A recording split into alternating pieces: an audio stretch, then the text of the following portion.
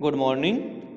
अभी हम अध्ययन कर रहे हैं प्रमुख पाश्चात्य विचारकों का। इसके अंतर्गत पिछले वीडियो में हमने थॉमस हॉब्स के जीवन परिचय, उसकी महत्वपूर्ण रचनाओं, उसकी अध्ययन पद्धति एवं उसके राजनीतिक विचारों के अंतर्गत सामाजिक समझौता सिद्धांत का अध्ययन किया था। आज हम अध्ययन करेंगे थॉमस हॉब्स के संप्रभुता सिद्धांत का। थॉमस हॉब्स का प्रभुसत्ता संबंधी सिद्धांत। हॉब्स प्रभुसत्ता का प्रबल समर्थक है। उसकी प्रभुसत्ता का आधार है सामाजिक संविदा या सामाजिक समझौता। स्पष्ट या अस्पष्ट किसी भी रूप में हो, अनुबंध से ही संप्रभुता प्राप्त होती है। हॉब्स के अपने ही शब्दों में प्रभुसत्ता संपन्न अधिकारी वह व्यक्ति है जिसके कार्यों से जनसाधारण पारस्परिक परसंविदा द्वारा अपने आप को बाध्य मानता है। इस उद्देश्य की प्राप्ति के लिए वह उन सब की शक्ति और साधनों का उस प्रकार प्रयोग करे कि जिस प्रकार वह उनकी शांति तथा सामान्य रक्षा के लिए समयोचित समझता है। इससे स्पष्ट हो जाता है कि प्रभुसत्ता ऐसे कानून बनाने की शक्ति में निहित है जो सारी प्रजा पर बाध्यकारी है। हॉब्स का लेवियाथन अथवा संपूर्ण संप्रभुत्व संपन्न शासक पूर्णतः निरंकुश है। उसका आदेश ही कानून है, उसका प्रत्येक कार्य न्यायपूर्ण है। प्रभुसत्ता निरपेक्ष, अविभाज्य, स्थायी एवं अदेय है। उसका हस्तक्षेप कार्य और विचारों पर है। बोधा ने प्रभुसत्ता पर जो मर्यादाएं लगाई है, हॉब्स ने उन्हें हटा दिया है। गेटेल के अनुसार हॉब्स के अतिरिक्त अन्य कोई ऐसा लेखक नहीं हुआ जिसने प्रभुसत्ता के बारे में इतना अतिवादी दृष्टिकोण अपनाया हो। अतः हॉब्स के प्रभुसत्ता के सिद्धांत को सही प्रकार समझने के लिए उसकी विशेषताओं को जानना जरूरी है। हॉब्स के प्रभुसत्ता की विशेषताएं। संप्रभुता अप्रतिबंधित तथा सर्वव्यापक है। संप्रभु को सर्वसाधारण पर अपरिमित अधिकार प्राप्त है। वह निरपेक्ष है। उसकी विधि निर्माण शक्ति किसी भी मानवीय शक्ति से अप्रतिबंधित है और उसके आदेश सभी पर समान रूप से लागू होते हैं। दूसरी विशेषता, प्रभुसत्ता निरंकुश होती है। हॉब्स राज्य की उत्पत्ति में सामाजिक समझौते का वर्णन करता है और कहता है कि यह समझौता मनुष्यों द्वारा आपसी राजनीतिक विचार से किया गया है जिसमें संप्रभु शामिल नहीं है। समझौते में शामिल न होने के कारण वह किसी के प्रति उत्तरदायी नहीं है तथा वह पूर्णतः निरंकुश है। तीसरी विशेषता, संप्रभु का कोई कार्य अन्यायपूर्ण नहीं हो सकता क्योंकि वह उन सब व्यक्तियों की प्रतिनिधि होती है तथा उसमें उन सब व्यक्तियों के हित निहित होते हैं जिन्होंने परस्पर समझौता करके उसकी स्थापना की है। चौथी विशेषता, प्रभुसत्ता मतों व नीतियों की निर्णायक एवं नियंत्रक होती है। पांचवी विशेषता, संप्रभुता मनुष्य के संपत्ति संबंधी अधिकारों एवं कार्यों का नियमन करती है।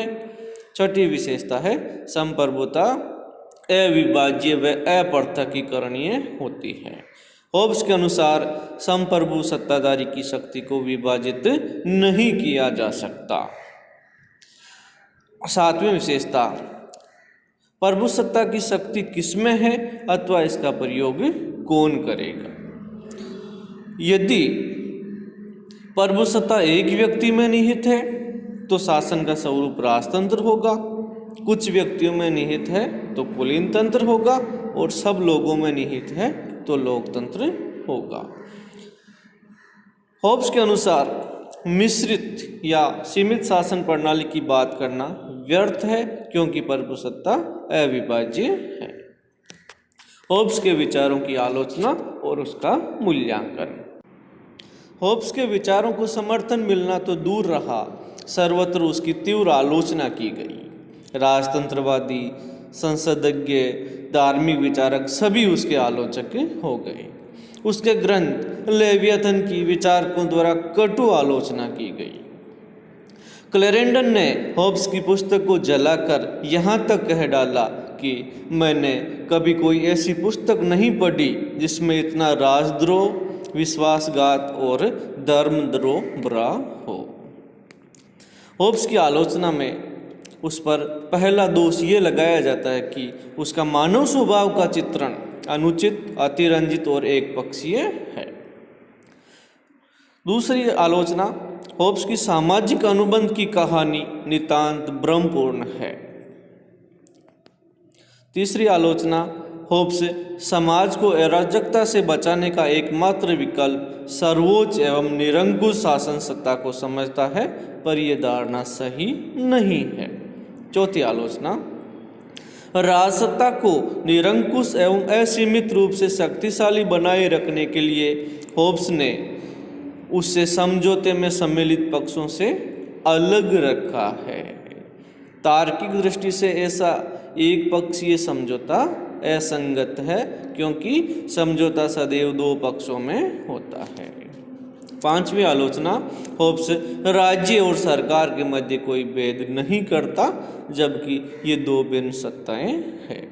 छठी आलोचना, होब्स के अनुसार अराजक दशा के जीवन से भयभीत होकर आत्मरक्षा एवं शांति की स्थापना के लिए समझौते द्वारा राज्य को जन्म दिया गया। भय और स्वार्थ जैसी भावनाओं पर राज्य रूपी कल्याणकारी संस्था की नींव खड़ी करना उचित नहीं कहा जा सकता। और होब्स की अंतिम आलोचना है, होब्स के विधि संबंधी विचार भी अति संकीर्ण है। वह विधि के केवल ऊपरी पालन से ही संतुष्ट प्रतीत होता है। होब्स के विचारों का मूल्यांकन। होब्स की चाहे कितनी भी आलोचना की गई हो, राजनीतिक चिंतन को उसकी महान देन है। वह राजनीति शास्त्र की विस्तृत और व्यवस्थित पद्धति का निर्माण करने वाला पहला अंग्रेज विचारक है।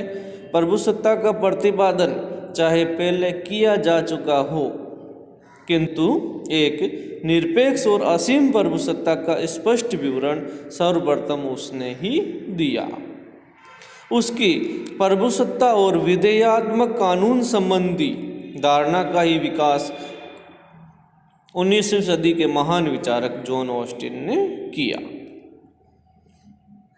होब्स ही वह प्रथम विचारक था जिसने राज्य की उत्पत्ति के सिद्धांत का अभिनवीकरण किया। ये होब्स की बहुत बड़ी देन उसका व्यक्तिवाद है। संप्रभुतावादी होब्स के विचारों में हमें व्यक्तिवाद का प्रबल समर्थन मिलता है।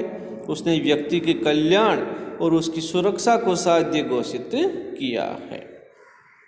होब्स के विचारों से उपयोगितावादियों ने भी बहुत कुछ प्राप्त किया। राज्य के व्यक्तियों के परस्पर विरोधी हितों का मध्यस्थ बनकर वह उपयोगितावादियों का पूर्व सूचक बन गया।